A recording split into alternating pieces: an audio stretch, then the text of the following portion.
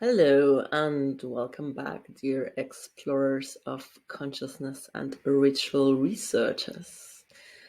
This is Mariana, also known as Mavis, your agent from the Cosmic Customer Care Department, welcoming you to a little video about Chaos Rituals 101. So in this video, we're going to be exploring a little bit on what is the paradigm on rituals in Chaos Magic.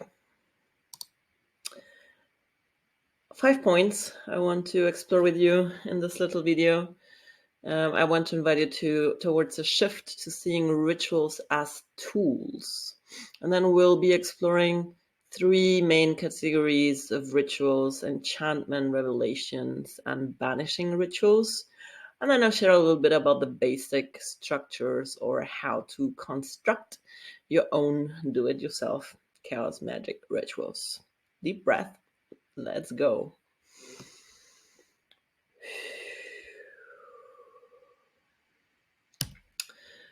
So usually most notions of rituals come from either religious rituals, which usually are very repetitive ceremonies from ancient traditions, or we have the shamanic rituals or entheogenic ceremonies that we know that usually are part of a indigenous cultural context when we partake of the medicines and engage in the ceremonies, often without knowing about the epistemologies or backgrounds of the symbols and actions happening in that ceremony.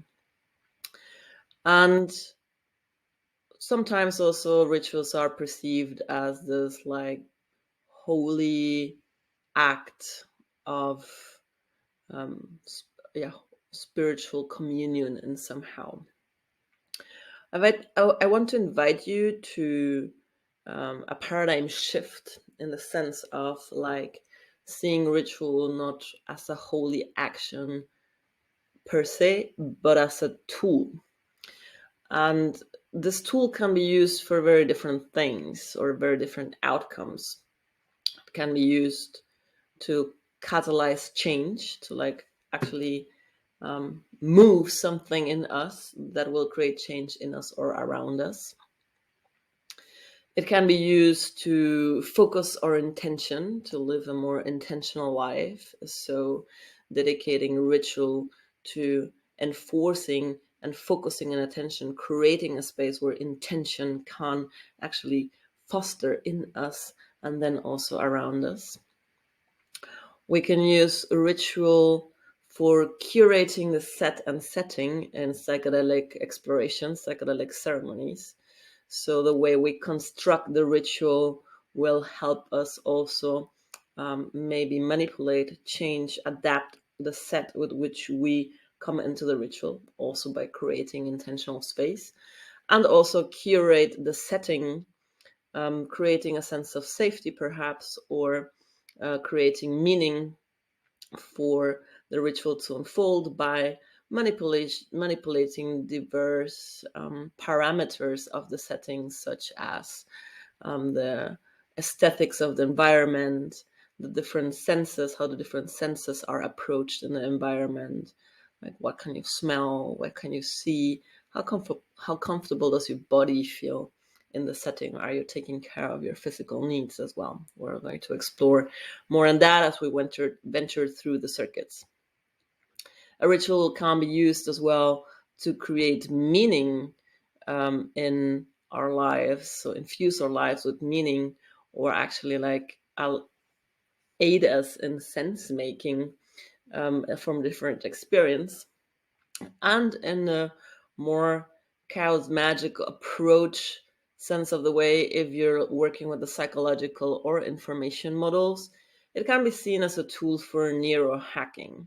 So creating a ritual in order to either imprint something new into your system or insert new information into your system for your system to adapt, conforming to that new information. So it can help change the wiring of our brain, and thus also creating and catalyzing, obviously, change in our experience as well. Deep breath.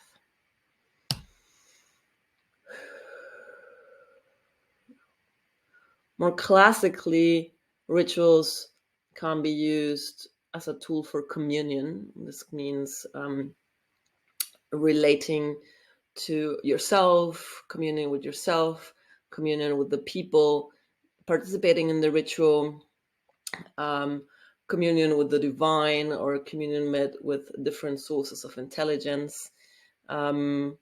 Same pertains to communication. Ritual can be used to communicate with your unconscious mind, can used to be communicate to different levels of intelligence in your system, so you can address different circuits as well with the ritual.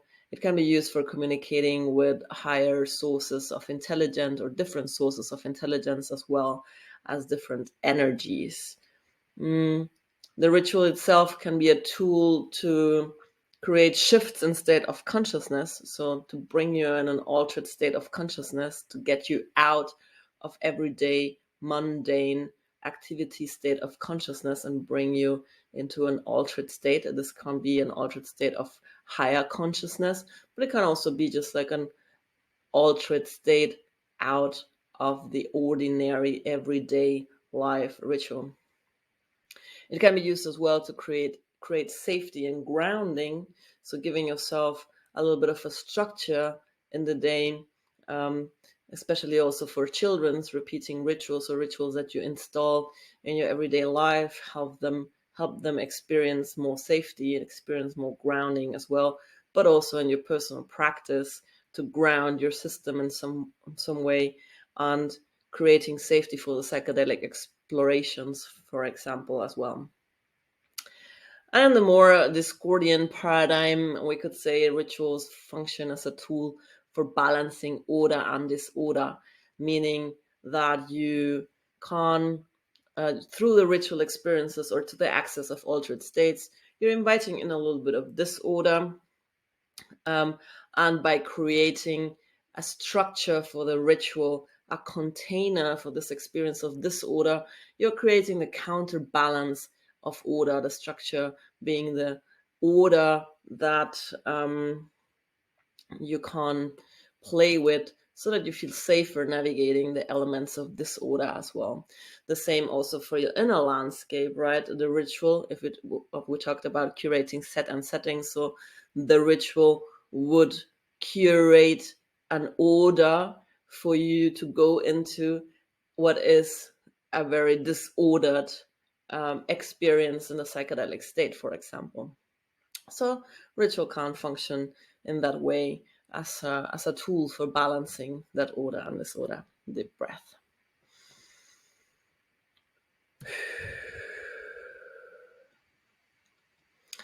Now, the different kinds of ritual, right? We have enchantments. This could be seen like all the kind of rituals that are intended at creating change in accordance of will, that what we classically would consider the main intent of a ritual. And this can be this can be changing yourself. So it can be like a self-enchantment. If you want to change something about yourself, the way you function, the way you operate in the world, may it be like, in form of changing habits, support you in changing habits, support you in increasing your intelligence, support you in shifting your energy or the way you show up in the world. So different kinds of intention, in the sense of manipulating your own system, your own nervous system to function in a different way. Enchantment can be also directing at the world to create direct change that you want to experience in your reality. And this could be anything from manifesting opportunities, manifesting resources, manifesting experiences. And or changing some parameters in the world. And there's also obviously short-term enchantments and long-term enchantments that you can cast as well. What I find interesting, or at least my notion on how this works with long-term enchantments or like world enchantments, is that you're still kind of like hacking yourself with the ritual, right?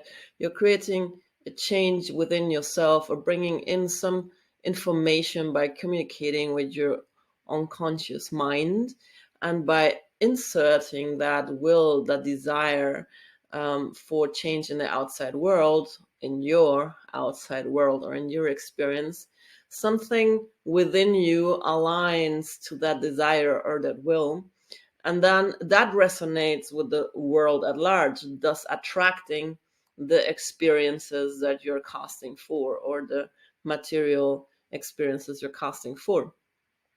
And that is basically, I would say, I would consider that as a form of possibility management or probability hacking.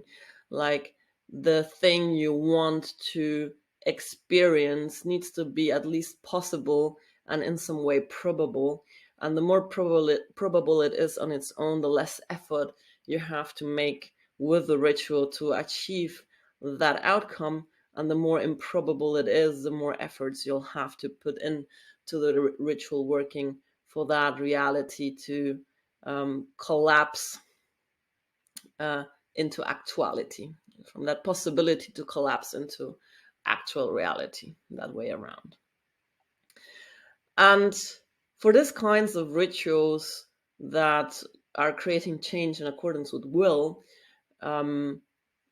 we do need to know what exactly it is we want, right?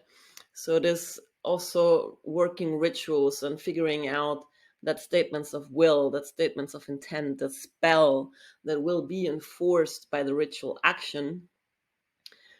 We need to explore what is it that we actually want, and where is this wanting coming from? Is this a desire that is aligned with or so-called higher self and a sense of purpose, or this is a desire that is coming out of a need of or circuit 1 to 4 ego needs? And to be aware of that, like, at least in my experience, often these desires or this will that comes more out of immediate wants, of ego needs, usually, in my experience, tend to manifest with some sort of shadow. You'll get what you want, but you'll also get some shadow bitch slap to look at your stuff and do some shadow work. Either way around, all kinds of workings you do to enchant yourself or enchant your world will aid you and support you in your own evolution. So, yeah, just be aware. What is it that you want and what you wish to be true? So the most important part of casting a spell with a ritual is to actually getting very, very clear what is the core of the desire that you want to manifest. And for that, you need to know also the direction that you're going with. Like, what does this change serve? How does it serve you? How does it serve perhaps the collective? And what is your conviction around that change? Why is this change so important for you? So all kinds of enchantment, I think, also warrant some self-exploration in some form to get very good clarity where the desire, where the direction and conviction is coming from for the enchantment that you want to cast to change either yourself or your experience of the world. Deep breath.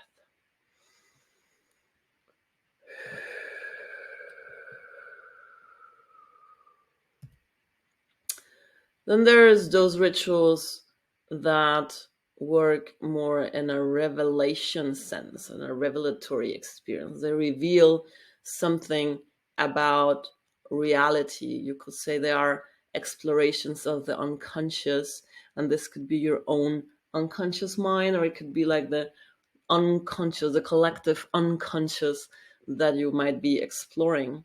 Such rituals could be the rituals of paratheater that Antero Ali proposes, that are in a very embodied manner of revealing our unconscious programming or unconscious wiring of the ego structures and a relation to different concepts and energies. And this kind of rituals, they can't operate without, you can also put in a sentence of will, of course, but they can't operate completely without a sense of directionality. You can't like enter the ritual experience just with a mere intention for it to reveal something about a question, or just reveal something without any direction at all. Rituals of divination, like using different tools of divination, can also be seen as a ritual in the sense of purpose of the Chaos monastics, counts as ritual as well.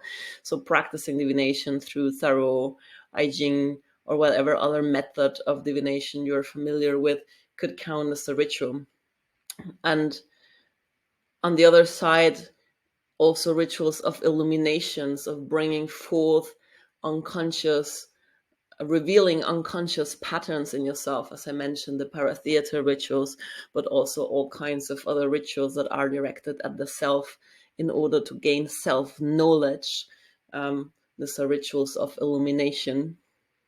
And sometimes we don't know exactly what it is that we want to reveal, and it's a mere exploration. And it can be also revelation in the sense of connecting to sources that will give inspiration or guidance of some form. So we have on the one side trying to divine, try to exert from the collective unconscious information about the possibilities and probabilities of something happening, and we might receive inspiration and guidance from the sorts of rituals, or we can direct revelatory rituals as explorations of our own unconscious, and thus reveal something about ourselves to increase our self-knowledge. Deep breath.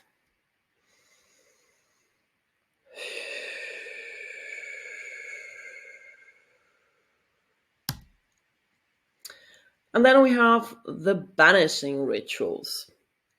And the banishing rituals, which are at the core of our monastic oath, practicing banishing rituals in the morning upon waking and in the evening upon retiring. You can see them sort of as a psychic firewall. They can be used for protection, so to protect you actually from attacks, psychic attacks, or nefarious spirits, energies, whatever. They can be used as well to clearing your space before the ritual. So anytime you want to start some magical operation, magical practice, you use the banishing ritual usually to clear the space from energies you don't want to, or just like get a clear sense of like energetically owning the ritual space that you'll be working in. They can be used in that sense as well before the ritual, or usually a part of the ritual itself, as a beginning of the ritual workings, as a means or a tool to bring in focus, because after the banishing ritual you'll be in a state of consciousness that's very pointed and directed towards the magical working and exerting the will, putting in the will. And you can use them as well for grounding.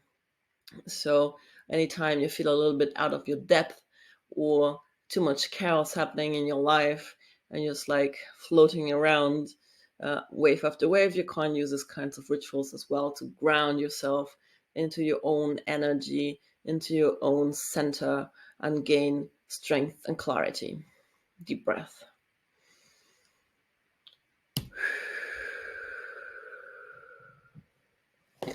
So the basic structure you can use to create your own rituals in Chaos Magick style is that you would start always with a banishing, to then bring you into that focus, grounding, clear your space, and prepare your system for the magical action. Then, after the banishment, state your sentence of will, the spell, that will have the most power, because your consciousness is like single-pointedly directed after banishing ritual, and whatever words you speak into the space will have more power into your system.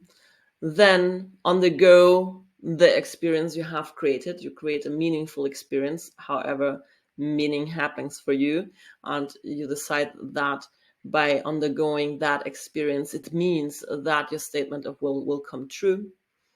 You can put in some method of accessing an altered state, some form of gnosis. We'll come to that in a moment. But the ritual act itself, by banishing, by putting a statement of intent, by undergoing an action that is out of the ordinary, can be considered already an altered state of consciousness. But usually one would say, like, accessing a higher state of consciousness could be part of the ritual, and that which serves to actually download that statement of intent deep into your unconscious mind. And then close the ritual. You can do it by a banishing ritual, banishing with laughter. That's very common amongst chaos magicians, to banish with laughter, in the sense of like, okay, the working is done, now we can't have fun, and then return to a more ordinary state of consciousness, and forget about it, let it go, and wait for the results. Deep breath.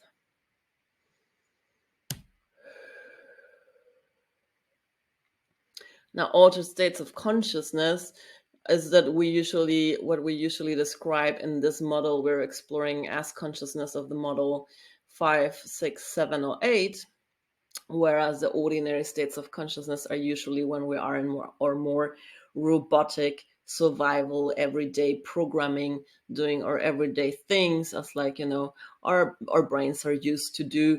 So altered states or gnosis are all those kind of states that bring us out of our ordinary states of consciousness. And Peter Carroll gives two categories that we can work with: inhibitory and exaltatory states of gnosis. And inhibitory can be achieved through the dead posture, which is like a posture where you contract your body as if you were hanging by the neck, or in a very still position on the floor, and then if you have, like, cover your eyes with a mask, and cover your mouth and nose, and exhale all of the breath, and without having breath inside, you hold as long as you can until your body convulses, and then, like, in the moment you grasp for breath, that you can't then see as an altered state to cast a spell or a sigil. Any type of magical trance or concentration technique, you can also go with sleep or food deprivation until this state of exhaustion. You can do it by focused gazing and concentrating on an object. You can do it with hypnosis. You can use trance-inducing drugs, or you can use, for example, sensory deprivation, like in a floating tank. All those states will get you out of the ordinary experience. Exaltatory gnosis could be then sexual energy, sexual excitation. It could be also emotional arousal, so all heightened states of emotions can be used actually to cast spells as well. Pain and flagellation, torture, all those kinds of experiences. That's why the monks would also hit themselves and flagellate themselves to reach gnosis, an altered state of consciousness where they could commune with God or whatever would be in communication there. You can use the classic ecstatic methods of dancing and drumming and chanting. You can use breath work and hyperventilation to get you in an altered state, or you can use psychedelic drugs, or drugs that inhibitory drugs or excitatory drugs, or you could use also techniques of sensory overload instead of sensory deprivation, so like really short circuit your senses and then cast your spell.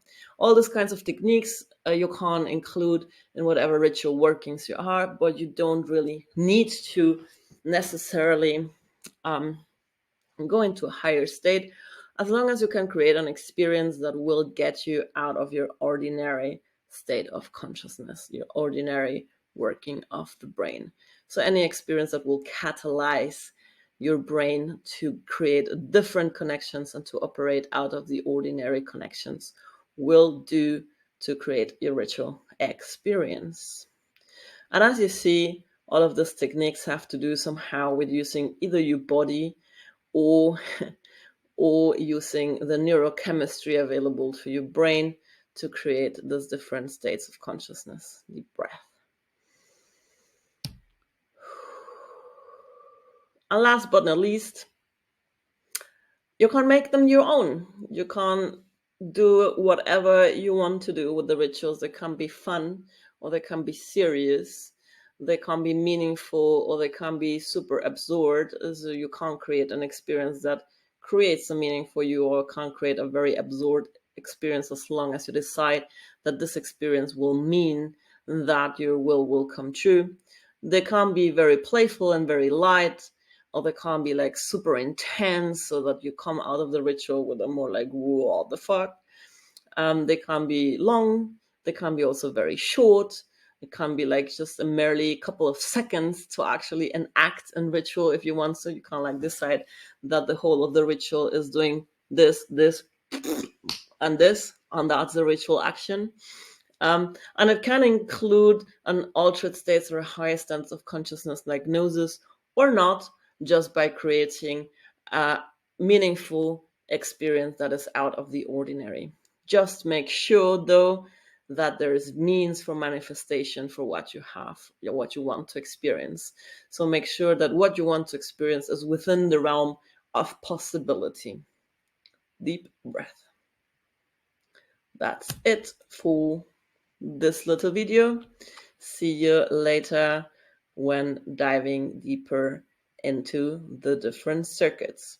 I will also record a short video about the ERO banishment and about the Gnostic pentagram banishment that you can check out in the course at a later point.